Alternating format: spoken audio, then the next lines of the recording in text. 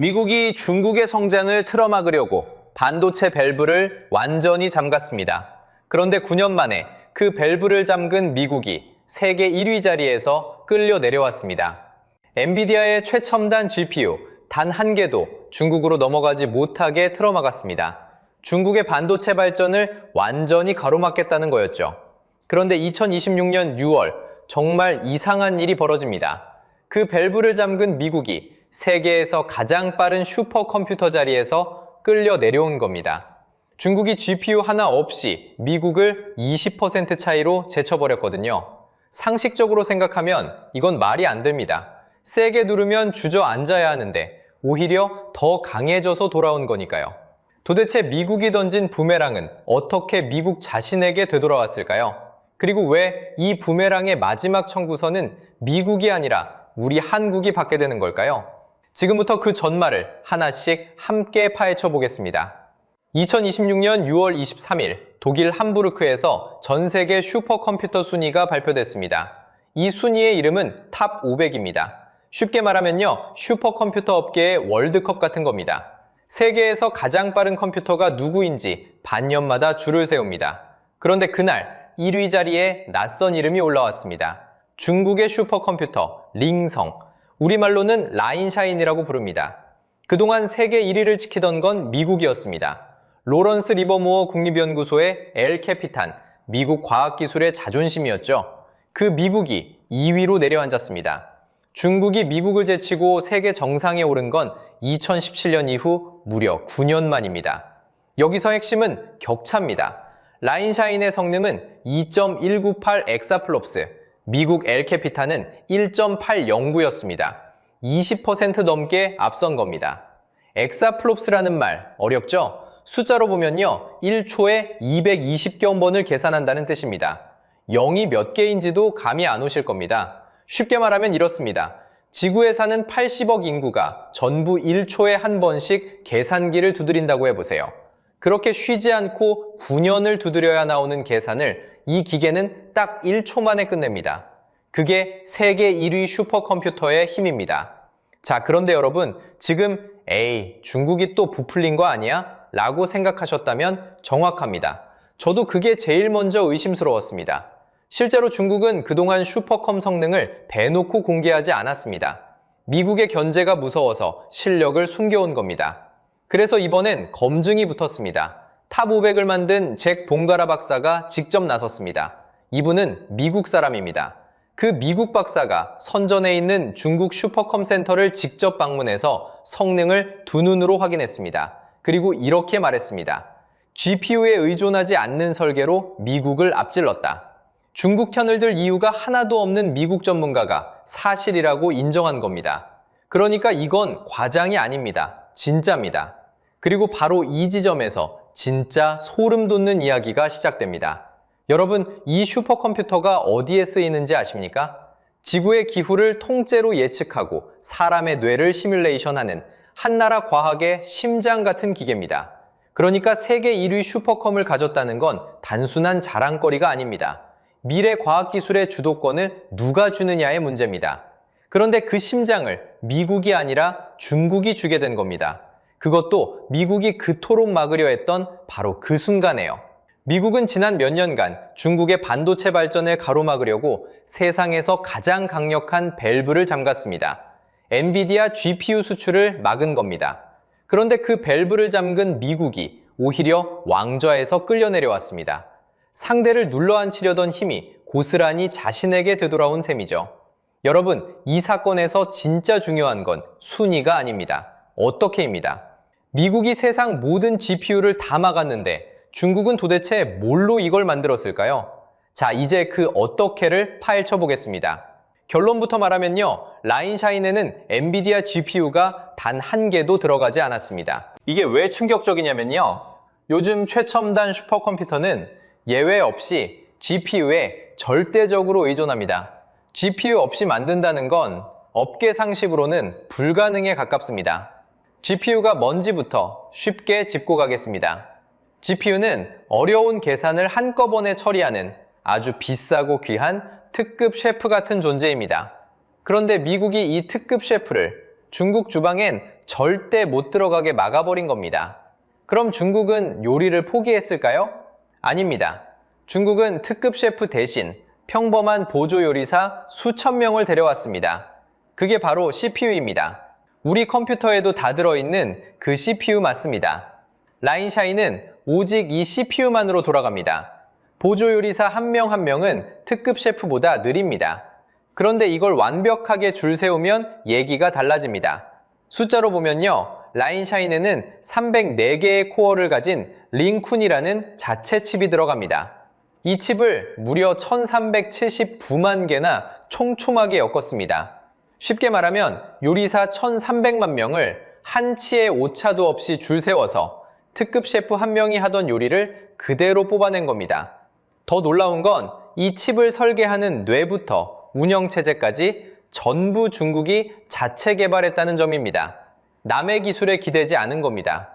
물론 여기엔 솔직하게 짚을 부분도 있습니다. 라인샤인은 전통적인 과학 계산에선 세계 1위가 맞습니다. 그런데 요즘 인공지능 학습에 쓰이는 특수 계산에서는 아직 4위 수준입니다. 이 CPU 방식이 AI에는 최적이 아니라는 뜻이죠. 그러니까 중국이 모든 면에서 미국을 이겼다는 건 과장입니다. 하지만 GPU 없이는 절대 안 된다는 미국의 믿음이 깨진 것만은 분명합니다. 그리고 이 우회 전략은 슈퍼컴에서만 벌어진 일이 아닙니다. 반도체 그 자체에서도 똑같은 일이 벌어지고 있습니다. 바로 화웨이입니다. 원래 최첨단 반도체를 만들려면 급자외선 노광 장비라는 게 필요합니다. 회로를 머리카락보다 얇게 그리는 세상에 몇 대 없는 장비죠. 그런데 미국은 이 장비도 중국에 못 팔게 막았습니다. 그러자 화웨이는 발상을 아예 뒤집었습니다. 회로입니다. 회로를 옆으로 못 그리면 위로 쌓으면 되잖아. 이렇게요. 이걸 로직 폴딩이라고 부릅니다.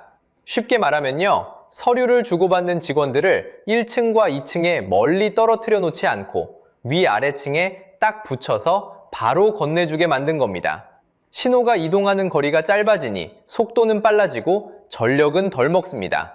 화웨이는 이 기술로 2031년까지 1.4나노급 반도체를 만들겠다고 선언했습니다.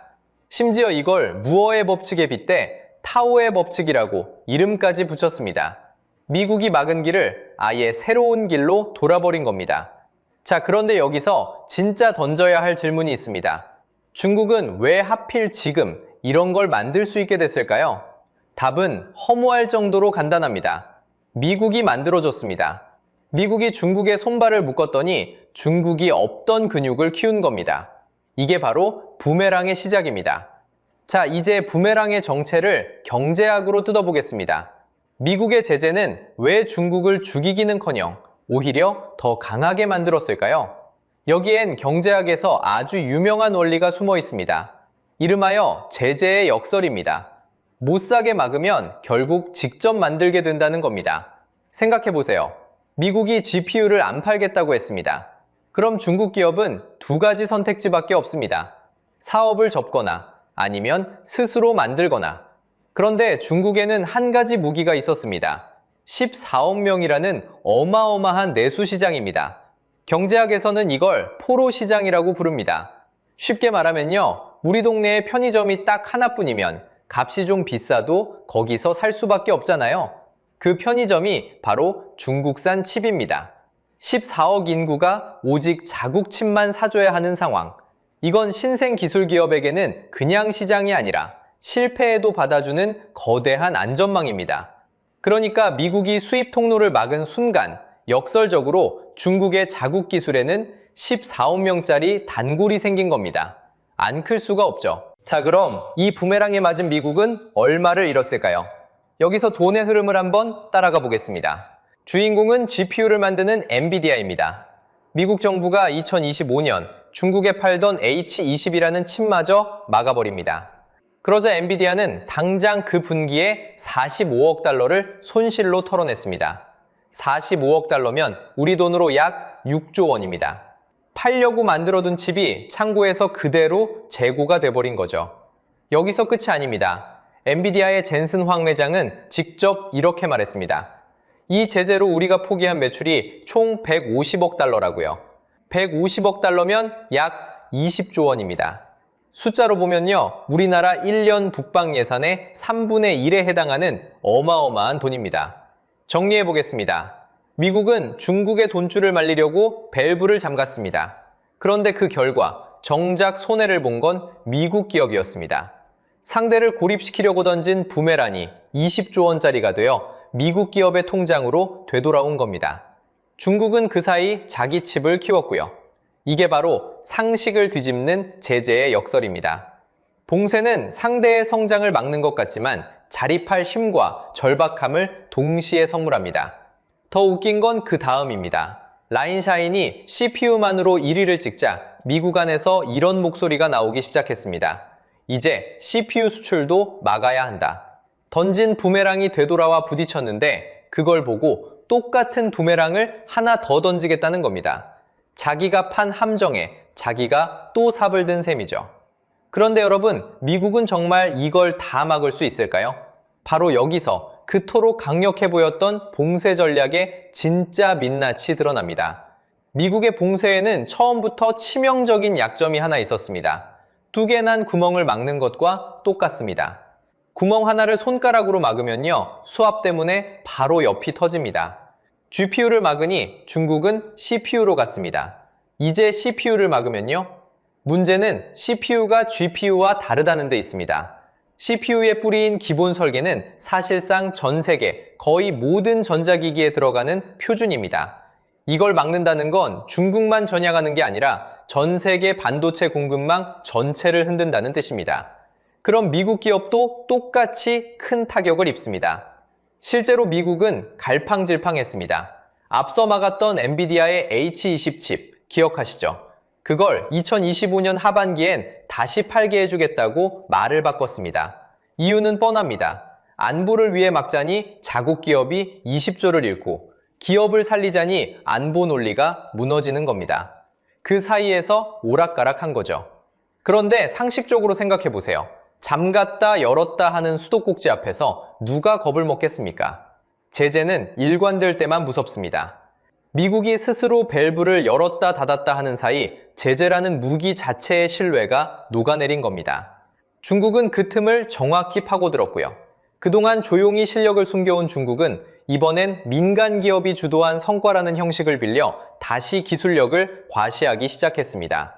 미국을 자극하지 않으려 몸을 낮추던 나라가 이제는 대놓고 어깨를 펴기 시작한 겁니다. 미중 기술 패권 경쟁이 완전히 새로운 국면으로 넘어간 거죠. 여기서 오해는 없으셔야 합니다. 중국이 이제 미국을 완전히 이겼다는 얘기가 절대 아닙니다. AI의 핵심인 최첨단 GPU, 그리고 가장 앞선 반도체 공정에서는 여전히 미국과 그 동맹이 앞서 있습니다. 격차는 분명히 남아 있습니다. 다만 딱 하나가 무너졌습니다. 막으면 이긴다는 공식입니다. 봉쇄만으로 상대를 주저앉힐 수 있다는 그 믿음이 깨진 겁니다. 이제 게임의 규칙이 바뀌었습니다. 상대의 손발을 묶는 싸움에서 누가 더 빨리 자기 기술을 만들어내느냐의 속도전으로요. 자, 이제 진짜 핵심입니다. 지금까지는 미국과 중국 두 거인의 싸움처럼 들리셨을 겁니다. 남의 나라 얘기 같고요. 그런데 이 부메랑의 마지막 청구서는 놀랍게도 미국도 중국도 아닙니다. 바로 우리 한국에게 날아옵니다. 왜 남의 싸움에서 우리가 청구서를 받느냐고요? 이건 여러분의 지갑, 그리고 여러분 자녀의 일자리가 걸린 이야기이기 때문입니다. 자, 이제 왜 이게 우리 문제인지 말씀드리겠습니다. 지금 한국이 서 있는 자리를 한마디로 표현하면요, 샌드위치입니다.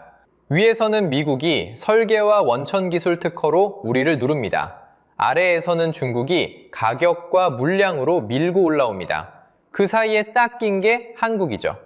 특히 이번 사건이 우리에게 던지는 질문은 아주 날카롭습니다. 바로 HBM 때문입니다. HBM은 쉽게 말하면 AI와 슈퍼컴이 쓰는 초고속 기억 창고입니다. 이 분야에서 삼성전자와 SK하이닉스가 세계를 사실상 지배해 왔습니다. 그런데 이 HBM은 지금까지 주로 GPU와 짝을 이뤄 팔렸습니다. 여기서 걱정이 나옵니다. 중국처럼 GPU 의존을 줄이면 HBM 수요도 줄어드는 것 아니냐고요. 물론 반대 목소리도 있습니다. CPU로 슈퍼컴을 돌려도 결국 초고속 기억 창고는 필요하니 HBM 수요처가 오히려 다양해질 거라는 분석입니다. 어느 쪽이 맞든 분명한 건 하나입니다. 지금까지 한국이 돈을 벌던 공식이 더 이상 영원하지 않다는 사실입니다. 진짜 무서운 건 따로 있습니다. 바로 중국의 조용한 추격입니다. 여러분, 격차가 얼마나 좁혀졌는지 아십니까? 중국의 메모리 기업 CXMT의 HBM 기술은 아직 삼성과 SK하이닉스보다 3년에서 4년 정도 뒤처져 있다고 평가됩니다. 3, 4년이나 앞섰네, 다행이다, 이렇게 생각하실 수 있습니다. 그런데 상식적으로 생각하면 이건 전혀 다행이 아닙니다. 3년 뒤처졌다는 말은요, 우리가 지금 멈춰서 있으면 3년 뒤엔 따라잡힌다는 말과 정확히 같은 뜻입니다. 실제로 더 기본적인 D램 반도체에서는 중국과의 기술 격차가 이미 3년 수준까지 좁혀졌다는 평가가 나옵니다. 추격은 이미 시작된 겁니다. 게다가 중국은 이미 우리가 걸어온 길을 그대로 따라오고 있습니다. 나라가 돈을 쏟아붓고 인재를 총동원하고 실패해도 다시 밀어주는 방식으로요. 우리가 30년 걸려 쌓은 것을 저들은 국가의 총력으로 압축해서 따라옵니다. 이게 경제학에서 말하는 후발주자의 추격 성장입니다. 여기서 우리가 진짜 경계해야 할 적은 중국이 아닙니다. 방심입니다. 제재로 중국은 못 큰다는 그 착각이 가장 위험합니다. 미국이 바로 그 착각 때문에 왕좌를 내줬습니다. 그런데 우리도 설마 중국이 라며 똑같은 착각을 반복하고 있는 건 아닐까요? 이건 결코 먼 나라 이야기가 아닙니다. 여러분이 가진 삼성전자 주식, 그 주가 안에 이 이야기가 들어 있습니다. 여러분의 자녀가 지금 준비하는 이공계 진로, 그 미래 일자리 안에도 이 이야기가 들어 있습니다. 그리고 여러분 동네에서 묵묵히 돌아가는 반도체 협력업체의 셔터 위에도 이 부메랑의 궤도가 지나가고 있습니다. 미국이 쏘아올린 봉쇄가 20조 부메랑이 되어 미국에게 돌아가는 그 궤도의 끝에 왜 하필 우리 한국이 서 있는가? 이제 그 답을 정리해 보겠습니다. 오늘 이야기를 한 문장으로 요약하면 이렇습니다. 미국이 중국을 겨냥해 쏘아올린 반도체 봉쇄가 20조 원짜리 부메랑이 되어 미국에게 되돌아왔습니다. 그 부메랑이 날아가는 동안 중국은 없던 근육을 키워 세계 1위 슈퍼컴을 만들어냈고요. 그리고 그 궤도의 끝에는 방심한 한국이 서 있습니다. 그럼 앞으로는 어떻게 될까요? 분명한 건 막으면 이긴다는 시대는 끝났다는 겁니다. 이제는 누가 더 빨리 만드느냐의 속도전입니다. 이 속도전에서 한국이 지금의 추격차를 지키지 못하면 3년 뒤가 위험합니다. 그럼 우리는 무엇을 해야 할까요? 3가지만 말씀드리겠습니다. 첫째, GPU 하나에 기대던 구조를 넘어서야 합니다. 시장이 CPU로도 다른 방식으로도 움직일 수 있다는 걸 이번에 확인했으니까요. 둘째, HBM 같은 우리의 무기에서 초격차를 벌리는 연구와 인재에 지금보다 훨씬 더 집중해야 합니다. 결국 사람이 기술을 만듭니다. 셋째, 반도체를 안보 문제로만 보는 시각에서 벗어나야 합니다. 이건 결국 여러분의 일자리가 걸린 산업 경쟁력의 문제이기 때문입니다.